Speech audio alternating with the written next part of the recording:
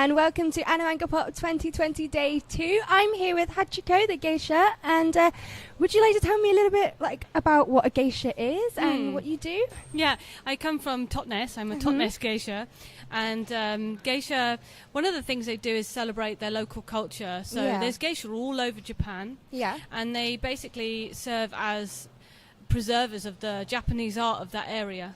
So they learn dance and they learn the tea ceremony, and they learn about the different traditions and festivals of that area. And join in with it. So is it very local then? Each geisha would be from a local area? Yeah, definitely. Like the geisha from, most people know about the geisha from Kyoto, for example.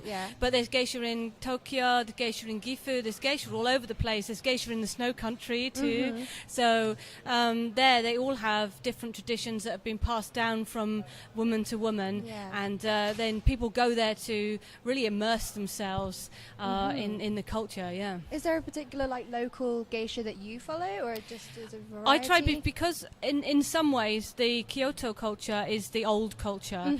I tried to follow the pattern. It took me about 7 years, and I paced myself through the different stages of Maiko training to geisha. So my hairstyle was different. I had brighter kimono. So I was more like a little girl. And then I went through the different stages. As I learnt my art, I felt able to go to the next stage. It was hard sometimes because I didn't have an okasan, like a mother, making those decisions for me. Is that traditional to have? It is. So normally, mother would decide when you go to the next stage. That was quite hard, but knowing that I was sort of setting myself up to be an okasan who could help others follow the path, that helped me to stay strict and really take my time over setting up a good foundation. So how long has it taken to learn all of this sort of stuff then?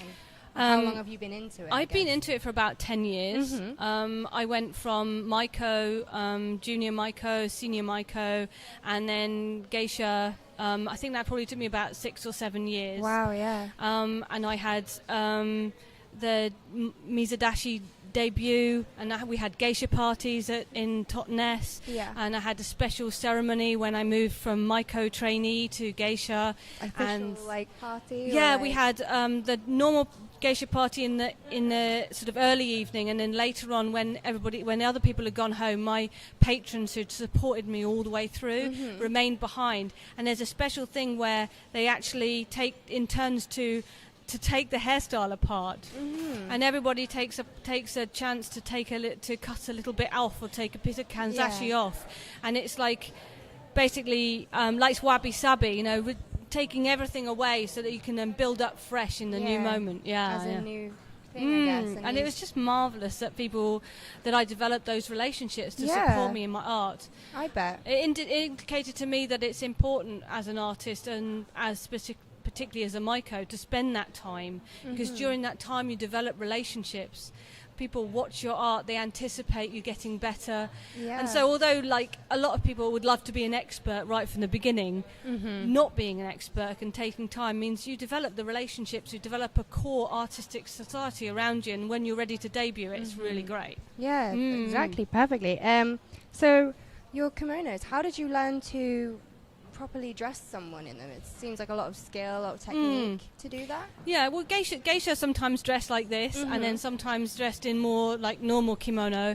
And it just took a lot of practice. I watched videos, I read, I made mistakes. I was not too hard on myself when I made a mistake. Good, that's good. Or if I tie somebody's kimono and they come back looking a little dishevelled, I don't think, I just, we just try my best. I'm trying to sort of just try my best with what I've got. And so within that, my skill just naturally improved over time. Also, there's things that you kind of do traditionally. If you have faith, you follow the tradition, and I find that it's 2 or 3 years time after you've done it a few times, you go, oh, that's why it's done like that. But you have to have the faith up until to find out the practical reason. To begin with, it just seems a little bit strange and different, and so having faith has been so important. Definitely. I bet. And so you've been doing it for 10 years now. That is amazing. And you dance and you do makeup as well? Is that a whole part of it? Yes, it is, and that's quite funny because I know some people are really into hair and makeup. I'm not at all. I don't really like doing hair or makeup, and when I went through the different stages, I had to learn different styles and make wigs. And I have to say, it was a real test of my patience. Sometimes I could do one bit of the wig and then go away for an hour to calm down before I could come back and do the next stage. Yeah, I bet. So you make the wigs? Yeah. Not this one. This one is full. Actually, it's a kind of wedding wig. And normally a geisha would wear one that's got a kind of more of a crushed. This bit would be further down, so it's a bit more modest. This is a wedding wig, so it's like I'm the lady of the day, you know.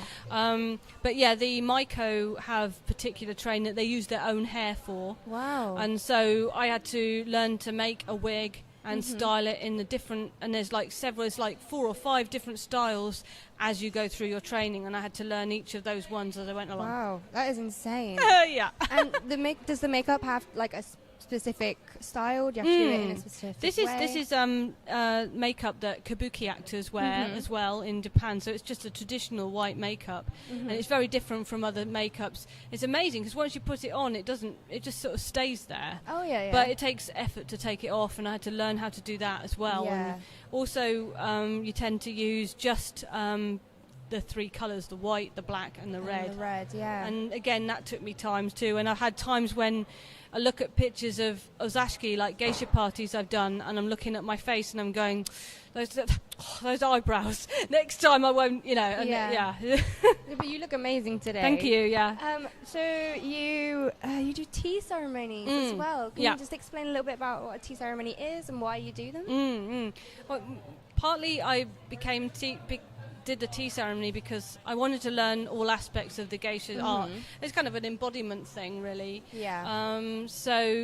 And people would ask, do you do the tea ceremony? Yeah. Some people, they don't even know what the tea ceremony is. They just think it's drinking tea. Somebody said to me once, geisha, do you just drink tea really slowly? Which I was like, A, that's insulting, and B, that doesn't recognise the benefits of drinking something slowly. So it's not just that. It's kind of like, that's... Anyway, I smiled and nodded. Yes. But the tea ceremony is served traditionally in a sewn hut, and actually has a little door that everybody has to go through, and you actually have to crawl through it. Okay. It really indicates sort of having some humility when you enter the space, and where the tea is the main character and everybody else is equal. Yeah. So I'm obviously very attracted to that. Some people are interested in geisha, like they might just be into geisha, so they learn about geisha, but geisha don't live in a vacuum. They live in a world that's surrounded by all sorts of things. So people have said to me, if you're interested in geisha, you should learn about all different types of Japanese culture. So the tea ceremony kind of whispered to me until it was the time for me to take it on. So you've got like so many skills under your belt now. And that's why geisha, are a position, are a symbol of power rather than submission. Yes. Some people think, they say they serve the client, they're all submissive. But knowing as a woman, that your core is fantastic, which to be honest with you, any woman can learn to embrace their fantastic core. Nobody can knock you back. No, If you've got your art, nobody can knock you back. And if you're so strong and confident, even though you're doing something so small and delicate, then nobody can. And people come along and they'll say, "Can you do this next big thing? That would impress me?" And you're like, "Well, why do I need to impress you?" Yeah. As long as you're happy with what you're doing. Yeah, 100%. So you have brought a lovely instrument along with us. It's my right. Do you want to explain what it is? Yeah, this is my shamisen. Yeah? And it means like 3 strings. Okay. There's actually a saying in geisha culture and in Japanese art, if you have 3 strings, you can eat. Oh, wow. Because it means that, art is very powerful. It can it can sustain you, not just emotionally, but financially as well. Yeah. It's worth investing art, and that's important to remember because sometimes it takes a long time to learn things, doesn't it? Yeah. I'm very proud of this shamisen because when she came to me, she was broken. She didn't have the skins. Oh, wow. So I'm a total geek. You fixed it up I learned how to do it. So that involved making a traditional rig and wooden pegs. I fell in love with a chisel. Oh wow! So you half made this? I guess. Yeah. So she really came to life, and of course that was important too because I'm disabled and I'm on a budget, so I couldn't just buy. Couldn't buy one, but it is beautiful though. Would you like to play us? Yeah, I'd love to play a song. Take this one. Okay, and cool. Then, here we go. So this song is called Yoza Koi Bushi.